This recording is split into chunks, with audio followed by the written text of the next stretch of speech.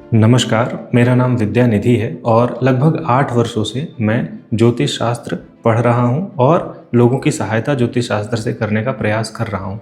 मेरा उद्देश्य है भय और भ्रम से मुक्त ज्योतिष शास्त्र को पढ़ना और तार्किक तरीके से उसे समझना।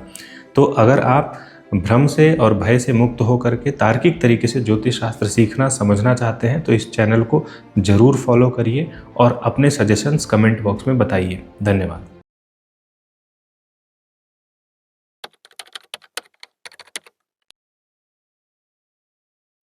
क्या हस्बैंड सिर्फ माँ की बात मानता है और खुद की डिसीजन मेकिंग एबिलिटीज बिल्कुल जीरो है?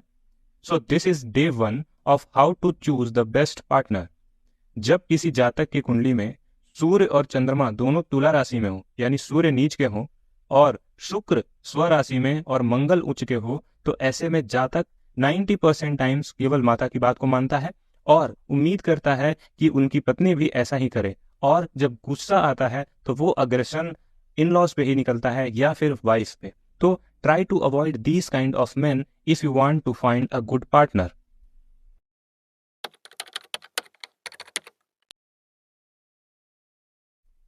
क्या आपकी गर्लफ्रेंड को हद से ज्यादा मूड स्विंग्स होते हैं? So this is day 2 of how to choose the best partner. यदि किसी जातक के आत्मा कारक चंद्रमा हो और चंद्रमा द्वितीय भाव में राहु के साथ बैठे हों, तो ऐसे में यदि यह चार्ट किसी फीमेल की है तो उन्हें हद से ज्यादा मूड स्विंग्स होंगे और अक्सर वो आपके इश्यूज के बारे में ना सोचकर सिर्फ अपने इश्यूज के बारे में सोचेंगे। In some cases these kind of people may turn out into a narcissist. So try to avoid these kind of people if you want to find a best partner for yourself.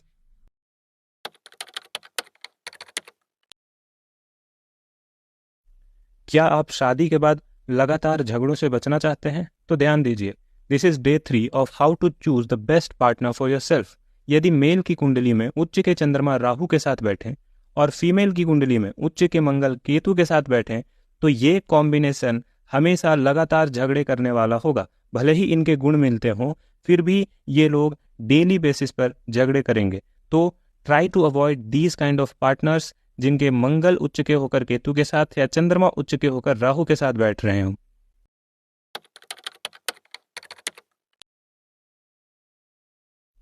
शादी के बाद child birth में देरी आना। This is day 4 of how to choose the best partner for your self. यदि आपके पंचम भाव में राहु हो और आपके सप्तमेश द्वादश भाव में बैठे हुए हों, तो अपना पार्टनर चुनते समय हमेशा यह ध्यान रखिए कि उनके पंचम भाव में राहु ना बैठे हुए हों और उनके सप्तमेश द्वादश भाव में बैठे ना हो। यदि ऐसा हुआ तो आप दोनों को संतान उत्पत्ति करने में भारी समस्या हो सकती है।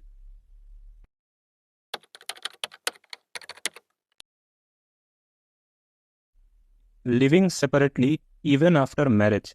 यदि मेल की कुंडली में सप्तम भाव में शनि और द्वादश भाव में राहु हो और फीमेल की कुंडली में सप्तम भाव में मंगल और राहु हो, तो ऐसी स्थिति में विवाह होने पर जातक एक दूसरे से हमेशा दूर रहेंगे और इसी कारण इनका डिवोर्स भी हो सकता है।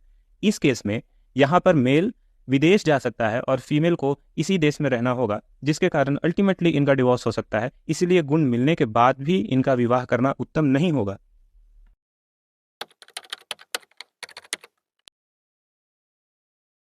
लड़कों की कुंडली में सबसे बड़ा ग्रीन फ्लैग क्या होता है? यदि किसी मेल की कुंडली में बुध मिथुन या कन्या राशि में बैठे हुए हों और सूर्य और मंगल दोनों अग्नि तत्व की राशियों में ना हो, तो ऐसी स्थिति में एक मेल का कम्युनिकेशन स्किल बहुत बढ़िया होगा। वो हमेशा आपसे बातें करेगा और कभी भी कम्युनिकेशन को बीच में छोड़ करके नहीं जाएगा, कभी भी अब्यूसिव वर्ड्स यूज़ नहीं करेगा और उसके अंदर सेल्फ ईगो और एरोगेंस की अधिकता नहीं होगी।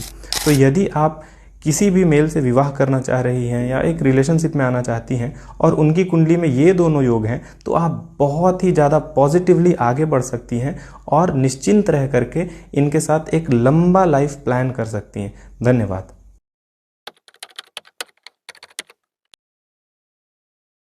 वीनस इन 4th हाउस अगर किसी फीमेल की कुंडली में हो, instantly makes her a green flag. They are the women जिनसे शादी करने के बाद आपको ये नहीं लगेगा कि प्रतिदिन मुझे एक नया एग्जाम देना है। There are so many women जिनसे शादी करने के बाद लड़कों को लगता है कि every day I have to prove कि हाँ मैं तुमसे प्रेम करता हूँ, यस मैं चीट नहीं कर रहा हूँ, मैं एक अच्छा इंसान हूँ, रोज साबित करना पड़ता है। बट नॉट फॉर देम जिनके 4th हाउस में वीनस है। 4th हाउस सुख का भाव है, भूमि भवन वाहन का भाव है। दे आर द वुमेन जो वर्किंग हो या नॉन वर्किंग हो, वो हाउस होल्ड वर्क को कभी भी निचले नजर से नहीं देखेंगे। उन्हें पता है कि house hold work is important और कैसे उसे बैलेंस करना है। अगर मेड है तो उसे कैसे असिस्ट करना है, या जनरली मैं घर में शांति का माहौल कैसे बना सकती हूँ। कुछ लोगों को आप देखेंगे जिनकी फैमिली में हमेशा कॉम्पिटिटिव इन्वायरमेंट होता है, बच्चे अपने नंबर से खुश नहीं है, हस्बैंड अपनी सैलरी से खुश नहीं है, वाइफ अपने लुक से खुश नहीं है, कोई खुश नहीं है, बट उनका ग्रोथ जो है बहुत स्लो रेट के साथ हो रहा है। और कुछ लोग होंगे जिनके घर में ऑलमोस्ट सब कोई सुखी है, वाइफ अपने लुक्स के साथ सिक्योर है, हस्बैंड अपनी सैलरी के साथ सिक्योर है और बच्चे अपने मार्क्स के साथ सिक्योर है, और उनका ग्रोथ भी काफी अच्छे स्पीड से हो रहा है। यही लक्षण है फोर्थ हाउस में वीनस होने का। जिनके फोर्थ हाउस में अच्छी क्वालिटी के वीनस होते हैं, राहु और केतु से कंजंक्शन को हटा दीजिए, डेबिलिटेशन हटा दीजिए और किसी शत्रु नक्षत्र में बैठना हटा दीजिए,